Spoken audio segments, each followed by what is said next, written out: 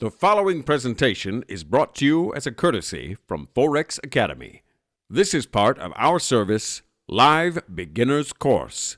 If you find it interesting and wish to be updated on new releases, please subscribe to our YouTube channel or join our community at forex.academy and receive all our services for free. Your like is also highly appreciated. Enjoy.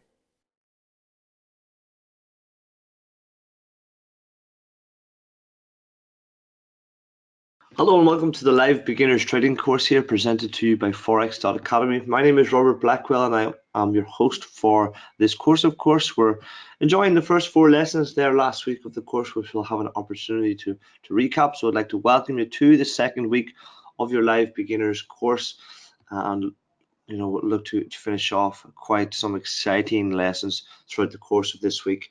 So today we're on webinar 5 here. It is, of course, Monday the 14th of May. What I'd like to do is just to go through the following disclaimer. There is risk inherent involved in trading the financial markets, so do be aware of that. Always familiarize yourself with the following risks, of course.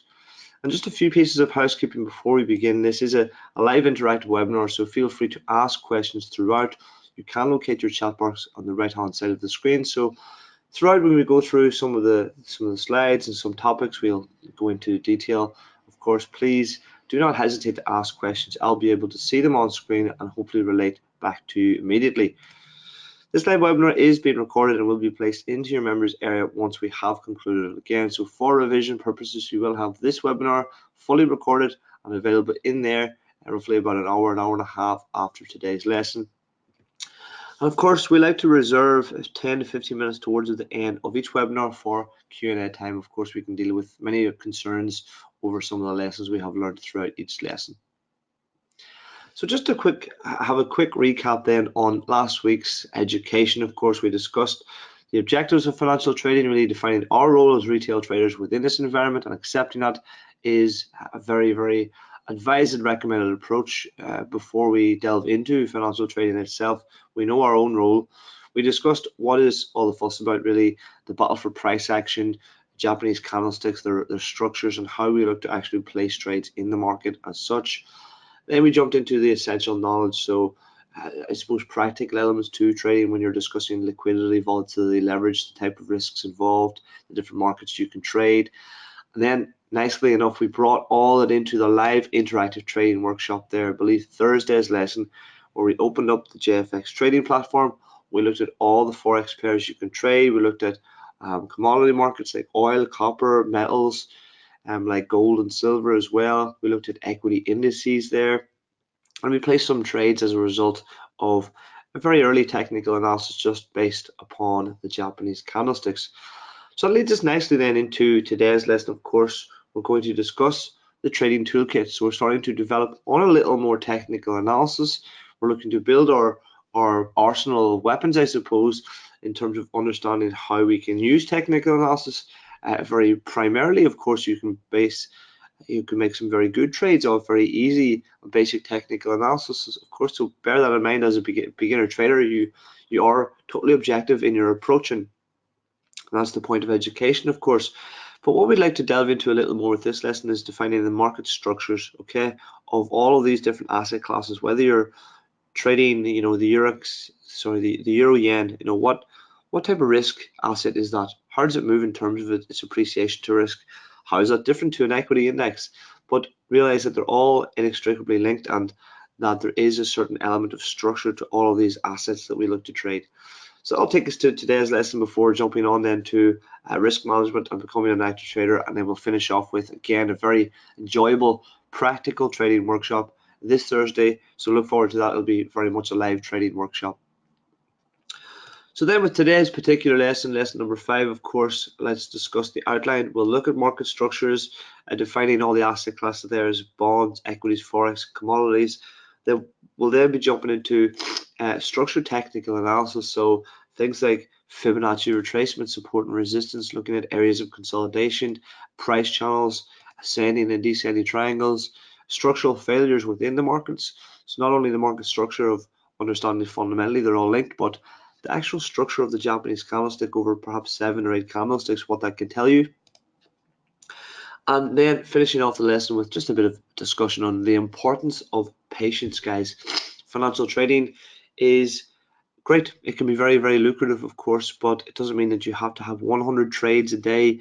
You can, of course, be very, very patient in your approach and look for the best technical trades. Of course, you don't want to overtrade. You want to look for identify the best opportunities and trade them as a result. So let's jump in then to market structure. And the first thing, as I said, I want to define really, guys, that as financial traders, we must understand that financial markets, all of them, are inextricably linked. So when we see a very strong move in one particular market, there's likely to be a stronger move in another.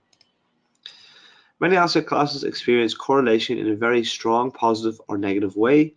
The flow of business in and out of asset classes now has a very real effect on pricing and stability. Okay, so when we see something change politically in terms of a European Central Bank perhaps adding monetary stimulus or something like that, well, that's going to increase the flow of capital in certain European assets, going to increase the demand for euros. It's going to likely lift the euro currency, appreciated against other pairs. All of these things are linked to the market structure of asset classes. Asset classes are assigned a general level of risk. Now, I say general because, of course, there's no specific level of risk that you can define, say, in trading one equity index over the other. Of course, they deliver a relative amount of return per year, and that is effectively the judge of risk and reward between different asset classes. So they're assigned a general level of risk. So let us consider the movement of capital in the oil sector and its possible effects. Now, I wanted to start with this as an example just to describe a totally hypothetical movement of capital. Let us think, the good and bad effects that this could potentially have across a wide range of asset classes, how this could allow us opportunity, and how it's a totally normal function of business as well. Remember, all of these asset classes they're trading, it's because business operation is vivid, it's there, and it's moving capital flow around, providing trading opportunity specifically for traders. So here, a totally hypothetical example, let us walk through some possibilities.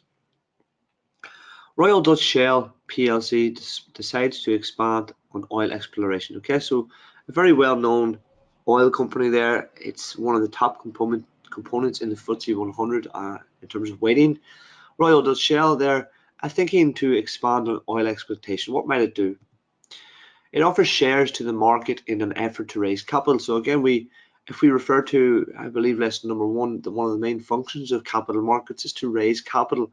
So it's offering shares to the market in an effort to raise capital. It wants to raise capital to move abroad, perhaps, to look for oil exploration opportunities.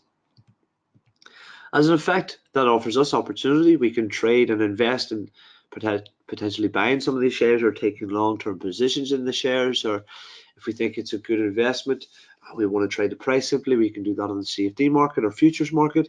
So we're going to trade either the FTSE or we're going to trade the actual shares of Royal Dutch Shell. In actually trading or offering those shares to the market, Royal Dutch Shell receives that capital. It then moves to its location and starts to develop in oil construction in South Africa.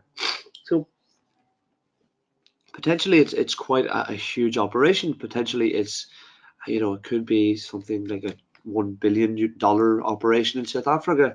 Something of that proportion, you would recommend that it would have quite a positive effect on the local economy in South Africa, perhaps creating jobs, bringing capital flow into the country. So jobs are created in South Africa and provides economic stimulus. Large oil find then affects the supply side of the commodity and causes price decline. So effectively, we're seeing a commodity being brought into the effect here. So we've seen the capital markets, we've seen trading on the FTSE, perhaps in the share market as well. We've seen a microeconomic effect in South Africa. But what effect does it have if we have such a huge operation? Effectively, let's say they find a huge oil find, and now there's a new source of global oil, potentially making, multi-millions of barrels per oil per day of new supply into the market. So we're going to see a huge price decline in the price of oil, and then inevitably, as a factor, regions and organizations like OPEC begin to change policy. So they want to target this new price decline and bring price stability, which is one of their main mandates, back into the markets. There's going to be a shift there in policy, of course, and that allows us, again, more opportunity. Financial markets experience more volatility with this supply side function of this new oil in South Africa. With OPEC stepping in, we're seeing constant volatility in the oil price. Now we're just trading the price of oil. There's new news. There's really new volatility into the oil market. Great. So it provides us with daily opportunity in pricing. So what we can see in this example is there's so much to this one particular investment side. You can see how all these markets are inextricably linked in some way, creating jobs, creating cash flow of income, creating new policy shifts in OPEC and organizations. And basically all of this, for us as traders, is to simply sit down, try and price these in, and try and make money off this whole event, basically across a wide range of different assets. So technological advancement and communication has led to massive interconnectivity on a global scale. That's what we're finding really in terms of financial trading. Financial markets are now inextricably linked to one another than ever. Okay, so they're more linked, more correlated. As a trader, it is imperative to understand these market structures. So what I'd like you to do, again, just based on the same thesis, is to consider these three situations. In varying different sectors of the economy, they all led to financial turmoil. Now, why do we have these three examples? The Iranian Revolution, the dot-com equity bubble, and the US housing market crash. Well, because they're all completely different examples of a market downturn. They're all completely different examples of sectors of the economy. We have a commodity there with the oil crisis. We have the tech crisis, or the tech bubble, bursting with online companies, everyone going public and going online, and effectively that created a bubble and eventually bursting. And then another completely separate, retail sector orientated crash, the housing market, of course, with its implications on mortgages, loans, and effectively the entire financial system was systemically involved in this. So with all three examples, there's a source, there's a catalyst. So we see oil, then we see the tech sector, then we see the mortgage crisis or the financial crisis with the housing sector. One particular part of the economy, all leading to an overall flood in capital, or a systemic crisis in capital across all asset classes, and again causing huge recessions, huge market downturns. So that just shows you the significance, again, in how closely correlated and how we need to understand market structures now with this global interconnectivity, global instantaneous flow of capital moving from asset to asset and shifting as investors look for opportunity or look for safe haven investments, or try to conform to the market risks out there. So more generally, when we understand the relation between various asset classes, we will have more knowledge about the markets and we'll be better equipped to trade. This relationship is calculated in the financial markets by assessing asset class risk. Okay, so this might not be something that you would have discussed or thought about before, but there are always risks inherent there in the markets. We know that. Did you know that there are different levels of risk? So let's just say over the course of the year, so a government bond, again, we'll deal with this all individually here, but they're all sort of linked. So we see this is the link. These arrows are showing us the link, okay? But again, it's all in terms of risk. So let's say a government bond offers 3% per year as a return. A currency, let's pick the euro. Last year, the euro decreased against, appreciated or increased against the US dollar, maybe 4%. So it offers a bit more of a return. Shares in equity markets, again, let's say the S&P might have outperformed, the Nasdaq certainly outperformed many equity indices there. So let's say the S&P itself was 8%. It grew phenomenally last year, so it's at 8%. And then commodity prices are picking up as well. So again, we can use the oil example. I believe we were trading at a low there from around $40 a barrel there, start of 2017, and now we're up around 70. So say we touched around 60, I believe. So say, we have we'll pick a number, 20% there in oil. Now these have a large variation because, of course, some commodities may see large downturns, when other non-correlated commodities may see very strong pickups. So again, large volatility and large variation across these assets. But generally, when we're in a very risk-on theme, i.e. there's strong risk in the markets out there, we'll see a pickup in commodity prices. That's simply because there's more demand for commodities. Businesses need to invest in commodities to produce and produce output, of course. So you'll see a pickup there, of course, in risk. So they all have a very different level of risk, and you can see how it might be more attractive for the risky investor to invest in something like that delivers a 20% or an 8% return than something a little less risky as well. And that's always in terms of pricing in asset risks. In accepting the market prices assets according to perceived risk, when we then accept that correlated assets will generally move in the same direction. If they generally move in the same direction, well, assets will then generally share the same level of perception of risk.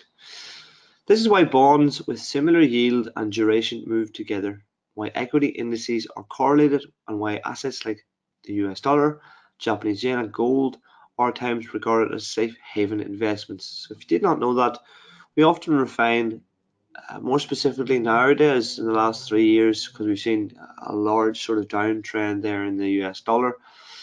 Again, so many factors are weighing in on the currency prices. We do often look at the Japanese yen and gold as a barometer of risk. Okay, it's a safe haven investment when markets see more uncertainty. So what I'd like to do is discuss the bond markets in its entirety, just to give you an idea of risk. Okay, so what are bonds? Well, they're simply debt instruments that you can invest in from the government. The government may issue a 10-year bond, perhaps asking you to purchase its debt, and it will provide a return over the life of that bond. It's simply what it is. Traditionally, government bonds were said to be riskless asset classes available to the markets, purchasing debt from the government for a small interest rate profit over a long period. It's still regarded as a safe haven investment, okay? And why do we really believe, in terms of logical discussion, that it's a riskless, quote unquote, riskless investment? Well, the government is very, very likely to pay back its debt. You know, if you invest in the government and it decides not to pay back its debt, it's going to lose credibility, so it's not to do that. Its capital markets will collapse, so it's very, very, very unlikely not to do that. And of course, you know, if they're experiencing difficulties, you know, local difficulties or whatever is affecting the local economy, they can of course choose to print more money, i.e. repay your debt through monetary stimulus. So governments are still regarded as very unlikely events that they'll effectively default on their loans, okay? Now, we did have the Euro debt crisis, but again, that was just one sort of real significant moment in history where we really brought the theory of safe assets into question.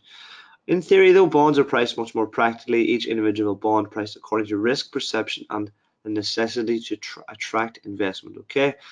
And this is what we have here. So perception of risk on a government bond.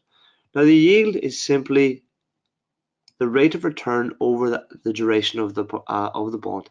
So basically, the amount it's going to repay back on its debt at any given point during the course of that bond duration, okay? So why are these all similar? Well, because they're all 10-year government bonds, okay? All 10-year government bonds. So the German government, the UK government, the French government, the Italian government, and so forth are effectively selling their 10-year debt instruments to the markets. And this is the rate of return they're effectively adding. So you can see the difference there. 0.77%. Germany has a very strong, safe economy. It's euro denominated. So again, that level of risk is very, very low. Whereas if we look at Greece right now, still, even after the euro debt crisis or sovereign debt crisis, quite, you know, producing quite a strong interest rate there in terms of yield, 3.73%. That's simply the difference because, well, Greece isn't as stable as a Eurozone partner. It has an added perception of risk. It needs to attract investors for its own debt. And, you know, that's why it will present something close to 3.73% or 4% on its debt, because it's trying to attract investment. So effectively, you're getting an average here in terms of the Eurozone around 2%, but it's still quite riskless in terms of, you know, it's very, very unlikely for them to default traditionally. But you can see, the level of variance there is even within the government bond markets. Now, moving on to other asset classes, foreign exchange. Well, despite volatility, the currency markets also offer investors the chance to keep their investments safe as liquid cash in times of market uncertainty. It's almost an institutional way of hiding money under the bed. You know what I mean? So really, if you don't believe an investment is safe or it's too risky, you want to take your money out of the equity markets, well, simply put it back into cash. Cash is king, they say. So you can put your money back into cash in terms of forex markets. So that's what many institutional traders do. They simply put it into, whether they're trading the futures markets or whatever, the spot market, into foreign exchange. This led some currencies to attain a safe haven status when markets seek risk aversion, again the dollar and the Japanese yen most notably. And during market downturns, many currency pairs experience a large increase in what is known as capital flight. Okay, so capital flight, where we see money move from riskier investments, equity markets, and on into cash markets, i.e. currency markets here. So again, let's move through the asset classes. We have, the market structures with capital markets here. We can look at the tech sector, we can look at US performance, equity performance more specifically. Again, let's put it into context. Now, this is the last 6 months there, the first 6 months there in 2017. You can see that Facebook performance is delivering a return already in 2017, a 30% increase. That's absolutely huge in terms of a return on one single stock. Then Netflix there, 29.18, absolutely huge in terms of the investment, being performed here. And then we have Amazon again, 27.64% in the first 6 months there of 2017. So let's just choose a different color. Well, first of all, there's Alphabet there again, 21%, just over. Phenomenal return. What I'll do is just put into context over a 1 year period. Perhaps you're looking to invest in a government bond. Government bond is said to present 3%. So over this period, you're effectively getting a return of, well, considering it's 6 months, say half that so far. So 1.5% over your 3% bond within the first 6 months. It's traditionally much more safer than the equities, but you can see the level of return for other asset classes, why they're so much more attractive, why people are willing to take the risks to get that level of return. So you can see how, cash flow, how all these markets are inextricably linked, but these are providing such a level of return that it's too significant to say no to. It's too rewarding. So let's look at the equity indices in terms of their market structure again. Now, equity indices, of course, are not single stocks. They're made up of many different stocks within the index, and again have a weighted average price. As a much broader range of economic performance, equity indices outline the correlation of global economic growth. Okay, global growth. This is what we're seeing here in terms of performance. What we're seeing here is first MSCI China. So we have a Chinese index. Really, we know the Chinese economy there in 2017 performed very, very significantly. Now this is 2014 to 15, so we see the level of recovery in terms of post financial crisis recovery is stronger in China, delivering a very high rate of return of 50%. So that's great. Very, very strong over the course of that year. Then we move across to our S&P 500, again trading very strongly, again delivering a return of 20%. So very, very strong investments. And again, the FTSE 100, again delivering a stronger return, of course, albeit with a little volatility and recovery. It's still providing a strong return of around 6% there in and around these prices here. So you can see the difference. You can see why you'd like to maybe have one investment in this, one in this, and one in this, because you're going to have a weighted price of around mediums of 30% return. That's how portfolio investors look to trade different assets in terms of portfolio risk. So again, market structures are providing different returns according to their perception of risk. Commodities as well in general are much more correlated into the global macroeconomic environment. When growth is global, the bullish business cycle tends to coincide with the pickup in commodity prices. This is because business activity creates a surge of investment in construction, manufacturing, retail, technology, and leading to demand shifts in commodity prices. So it's important then to note commodities are only correlated in certain sectors. Most trade purely on the underlying function of supply and demand, and that's why, you know, potentially for in times of recovery, what we've seen was a very sharp downturn in oil prices. This will actually be supportive of some equity growth as the oil price was decreasing. Many investors could have picked up on that oil price and decrease and functioned better in terms of a business and passing that on to the consumer. So, they are all inextricably linked in terms of pricing these risks in the market, and the best way we can look to trade them is to try and look for best opportunities within the current risk environment.